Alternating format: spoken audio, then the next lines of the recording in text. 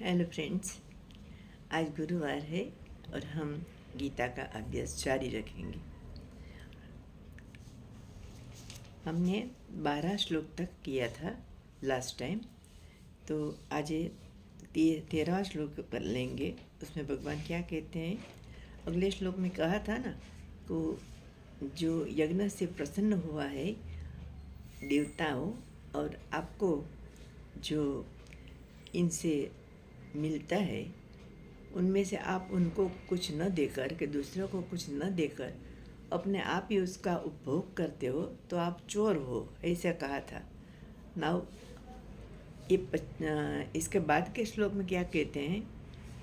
यज्ञ शिष्टाशिन संतो मुच्यन्ते सर्व किल विषयी पुंजते ते त्वगम पापा ये पंचत्यात्म कारणात्। क्या अर्थ होता है इसका? कि यज्ञ से बचे हुए जो भोग है, यज्ञ में क्या होमा जाता है? घी होमा जाता है, अन्न होमा जाता है, इवन फ्रूट्स भी होमा जाता है। तो इसमें से जो देवता हैं उनको देते हैं यज्ञ, जो बाद में बचा हुआ है वो जिस उपभोग करता है जो पुरुष, वो सब पापों से मुक्त हो जाता है, यज्ञ के शेष को खाने वाले। और दूसरे लोग जो है, तो जो अपने आप ही वो करता है, दूसरों के साथ बांटते नहीं हैं, वो पापी लोग हैं और वो यज्ञ को भोग नहीं करते लेकिन पाप को खाता है। ऐसा भगवान ने उन लोगों के लिए कह दिया। तो ये हुआ 13वां श्लोक, जिसमें भगवान कहते हैं कि यज्ञ से बचे हुआ जो शेष है, जो भाग है, भोग है, वो दूसरों के साथ बांटने से बाद तो उपभोग करना चाहिए। ऐसे अपने आप ही उनका खर्च नहीं करना चाहिए। तो उसको अगले श्लोक में चोर कह दिया था ना। तो आगे इस श्लोक के बारे में बोली थी, इसके पहले मैं आपको कुछ वस्तु स्पष्ट करूं कि जो व्यक्ति नियत कर्म करता है, अपना कर्तव्य कर्म करता है, दूसरों के लिए करता है, स्वार्थ की भावना से नहीं बट स्वाहा की भावना से करता है, ईश्वर को अर्पण करके करता है और अच्छे से अच्छे तरह करता है, वो उसका कर्म, हर एक कर्म यज्ञ बन जाता है। लेकिन हर एक कर्म जो करते हैं हम, उसमें कुछ न कुछ पाप होता है। ये जो मुझे हिंदी में उसका नहीं अर्थ आता, लेकिन हम कुछ ऐसे दलते हैं गेहूँ या उसका आटा बनाने के लिए, या हम कुछ कुकिंग करते हैं, या कुछ हम ऐसे खानते हैं, पानी भरते हैं, झाड़ू लगाते हैं, कोई भी काम हम करते हैं ना, तो उसमें पाप होता है। तो ये जो पाप है वो नित्य कर्म करते हुए होता है। और नित्य कर्म तो हमें करना ही करना है, हमें साफ सुथरी तो करनी है, हमें आटा भी चाहिए, पानी भी चाहिए। तो वो सब के लिए क्या पाप जो होता है ना, उसका प्रायश्चित भी शास्त्र में दर्शाया है। वो क्या कहते हैं कि गृहस्थ को वो 5 पाप लगते हैं उनको, और 5 हमारे ऋण भी होते हैं, हम उसके आभारी हैं। हमारा जीवन है ना, वो आइसोलेटेड नहीं है। कई प्रकृति के जो परिबल है, जो फैक्टर्स है, उनके साथ वो जुड़ा हुआ है हमारा जीवन। जैसे पृथ्वी के साथ जुड़ा है, पानी के साथ जुड़ा है, वायु के साथ जुड़ा है, और ये सब जो पंच महाभूत है, इसके साथ हमारा जीवन जुड़ा हुआ है। तो हमें उनके प्रति अपना आभार व्यक्त करना होता है, अपना ऋण व्यक्त करना होता है। तो सूर्य हमें प्रकाश देता है, हीट देता है, सूर्य के बिना तो जीवन शक्य नहीं है। तो सूर्य के मंत्र हमें पढ़ना चाहिए, बोलना चाहिए, सुबह सूर्य को अंजलि देनी चाहिए, सूर्य को थैंक्स गिविंग करना चाहिए। हम थैंक्स गिविंग लोगों को तो करते हैं, लेकिन ये फोर्सेस जिनके बिना हम जी नहीं सकते उनको हम थैंक्स करना भूल जाता है। तो उसको थैंक्स हमें बोलना है। और थैंक्स कैसे बोलना है, वो शास्त्र ने कहा है, वेद विहित कर्म से द्वारा अंजलि देकर पानी का सूर्य को, और उसके मंत्र बोलकर, और ख़ास करके बुद्धि को तेजस्वी बनाने के लिए विद्यार्थी को तो करना ही चाहिए गायत्री मंत्र। तो वो सूर्य के है। और हमें पानी को भी दूषित नहीं करना चाहिए। पानी को हमें रक्षा करना चाहिए। उसको हमें उसका मिसयूज़ नहीं करना चाहिए। ऐसे ही हमें पृथ्वी को भी रक्षा करनी है। वनस्पति को हमें रखना है। फॉरेस्ट को हमें निभाना है, उनको कोई नुकसान नहीं पहुंचाना है। माउंटेन के स्लोप पर हमें मकान या होटल नहीं बांधना है।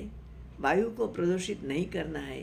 पानी को प्रदूषित नहीं करना है। वो सब हमारा जीवन के लिए, जैसे कहीं अभूतपूर्व भाग बचत उसका होता है। और जो उनको न मिले तो हमें बहुत प्रकार के प्रॉब्लम्स हो सकते हैं। सो इन सब के लिए पानी दूषित नहीं करके उनका ऋण अदा करो। वायु को दूषित न कर उनका ऋण अदा करो। पृथ्वी को नुकसान कोई न पहुंचाकर उनका ऋण अदा करो। तो ये जो है सब फोर्सेस का ऋण हमें अदा करना है। इसके सिवा भी हमें कुछ ऋण अदा करना है, और वो सब दिखाया है शास्त्र में। पंच यज्ञ करना पड़ता है। ये 5 प्रकार के पाप हमें रोज करते हैं न, गृहस्थ करते हैं। ब्रह्मचारी तो नहीं करता, अभ्यास के दरमियान वो तो दूसरों पर आधारित है, तो उसे कुछ करना नहीं होता है। वानप्रस्थाश्रम में आने के बाद भी व्यक्ति सब कुछ धीरे धीरे छोड़ता चला जाता है, तो उसका पाप भी वो कम कर्म में नहीं होता है। और सन्यासी तो करता है, कर्म करता हुए भी कुछ भी करता नहीं, उसमें डूअरशिप है ही नहीं। और उसकी जवाबदारी और उसकी जो निभाने की जो है ना, वो तो गृहस्थों ने ले ली है। सन्यासी का हमें निभाना है। उनका खर्च हमें समाज को उठाना है, और समाज उठाता है, हिंदू समाज, और हिंदुस्तान में ऐसा है। तो गृहस्थाश्रमी को ये करना पड़ता है। इसमें क्या यज्ञ है, ब्रह्म ऋण है हमारा, देव ऋण है, पितृ ऋण है, नृ ऋण है, और भूत ऋण है। इसके लिए हमें ब्रह्म यज्ञ, पितृ यज्ञ, देव यज्ञ, नृ यज्ञ और भूत यज्ञ करना चाहिए, रोज करना चाहिए। ब्रह्म यज्ञ कैसे करना चाहिए, तो ब्रह्म मीन्स हमारा शास्त्र जो है, उसमें जो मंत्रों है, उसमें जो मूल्योज है, वैल्यूज़ है, कैसे जीना चाहिए, कैसे हमें संपत्ति इकट्ठी करनी चाहिए, वैल्यूज़ को कैसे हमें जीवन उनको महत्व देना है, वैल्यू बेस्ड जीवन जीना है। तो ये सब है, वो हम गीता को पढ़ना हमारा कर्तव्य है। गीता को जानना वो भी कर्तव्य है। उपनिषद को सीखना, उसका मंत्रों को याद रखना थोड़ा थोड़ा, वो भी ज़रूरी है। ये सब ब्रह्म ऋण है। तो हमें स्वाध्याय करना चाहिए। पूजा करते वक्त समय हमें कुछ जब ऐसा कुछ पढ़ना चाहिए रोज रोज, तो वो ब्रह्म यज्ञ है। देव यज्ञ, ये सब पंच महाभूतों का ऋण अदा करना है। पानी को दूषित मत करना, वायु को दूषित मत करना, पृथ्वी का मिसयूज़ नहीं करना, उनके अंदर से सब कुछ निकाल मत देना। जो निकालेंगे तो भूचाल आएगा, धरतीकंप आएगा, कि धरती खाली हो जाएगी तो उसकी एम्प्टीनेस जो होगी ना, वो कुछ ऐसे मूवमेंट के वो भरा जाता है, तो धरतीकंप होता है, अर्थक्वेक होता है। तो वो जो है वो सब हमें उसका ख्याल रखें। तो हमें ऐसा जो मुसीबत है, आपदा है नेचुरल, उसका भोग कम बनना पड़ता है। तो वो है देव यज्ञ। एवं सूर्य की हम पूजा करते हैं। हम तो नदी की भी पूजा करते हैं, पहाड़ों की भी पूजा करता है। कृष्ण भगवान ने किया था ना कि भाई हमें इंद्र देवता को क्यों पूजा करें, हम हमारे पहाड़ को करें। तो ऐसा हम दरेक ऐसे करते हैं। स्तुति हमारे वेद में नदी की भी आती है, बादल की भी आती है, वर्षा की भी आती है, ऋतु की भी आती है, सबकी आती है, तो हम सबको महत्व देते हैं, उनका हम ख्याल रखते हैं। तो ऐसा ख्याल रखना चाहिए। आज की जनरेशन सब भूल गई है, तो वो ठीक नहीं है। तो उसका ऋण अदा करना, ये देव ऋण है, पितृ ऋण है। हमारा माँ बाप की सेवा करो, उसका अपमान मत करो, उनको महत्व दो, उनके साथ थोड़ा समय बिताओ, ये सब करना चाहिए। मात्र पेरेंट्स प्रत्ये नहीं, पर हमारा जो भी एल्डर्स है, सराउंडिंग एरिया में जो रहता है, उनको भी थोड़ी कंपनी देनी चाहिए।